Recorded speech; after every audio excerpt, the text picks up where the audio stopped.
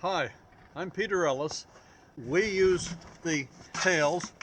One of the reasons we love the pails is that whenever uh, bright red stuff comes out of the trees, or bright yellow stuff, or mahogany colored sap comes out, which does happen, we throw it away because we don't want anything coming into our maple syrup that would taint it at all. If you buy maple syrup from the ones that have lines, you'll get everything that happens to come out of a tree. And you won't notice it because it'll be mixed in with all the other stuff. But we use pails. The larger of the two pails is a plastic one, which has a couple of interesting benefits. The metal ones, when you jam them together, they're hard to get apart. So when you carry them around, keep them horizontal. The plastic ones don't jam together, and they're a little bit bigger.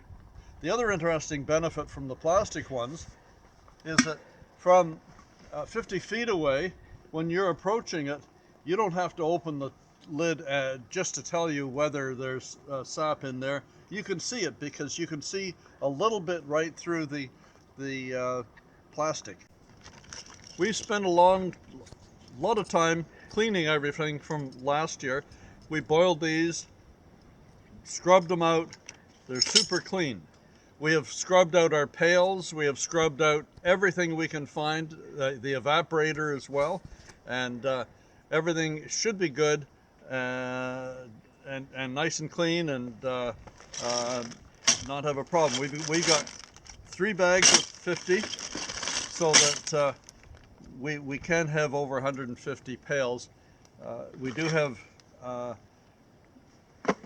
some paper that we can start the fire later on once we get some sap coming. We got lots and lots of wood. We got the small types of wood this end, the bigger types of wood down there. So we got lots of wood here. We've cleaned everything. These are lids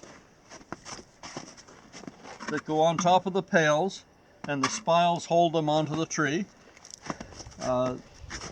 Here are the clean pails, the metal pails, the ones that are older, but they last and last and last. And then more plastic ones, so we'll be putting them out very shortly. This is the evaporator, and under the evaporator is an old converted oil drum, and it has been modified a little bit with lots of steel around it, and this has been going now for more than 10 years. So it is a terrific gadget, and we can put maybe 250 liters of sap in the evaporator. Okay, this is a maple tree. I know it's a maple tree because we've tapped it many times before and it's got holes all over it. The trick is we don't want to drill in the same hole. We don't want to drill too close to the hole. We want to try to get 6 inches away. So let's see if we can find a place here. There's a hole. There's a hole. Well, I suppose a hole there would probably work. Now, when we drill, we have to angle it down so that the liquid will come out. And we will have to go in about 1.5 inches. If the bark is too thick, you just add a 1/4 of an inch or 1/2 inch. Now, you can use a spade drill, but this one's quite fast. The spade, both are the 7/16 inch, and so it'll go in about that far, and you have to pull it out and in and out to clean it off.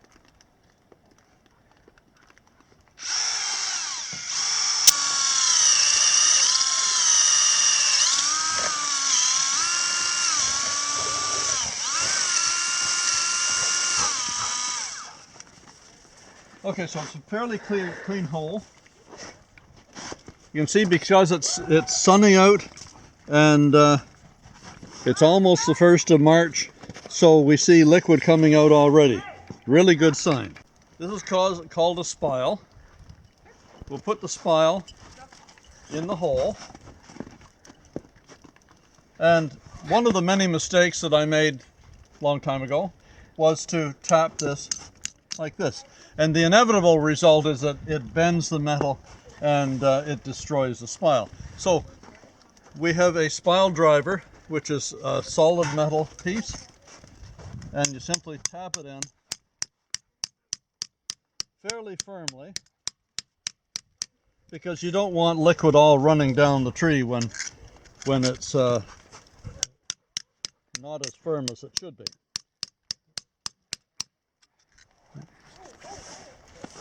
There, we got liquid coming out already. That's great. Now, on the bottom of the spile, there's a little hook, and that hook very neatly fits into the hole there.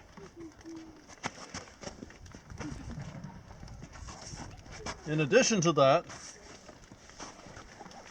this is the lid that goes on top of it, and you have a lid there because you don't want snow to fill it up. You want pure sap, but not a whole lot of snow.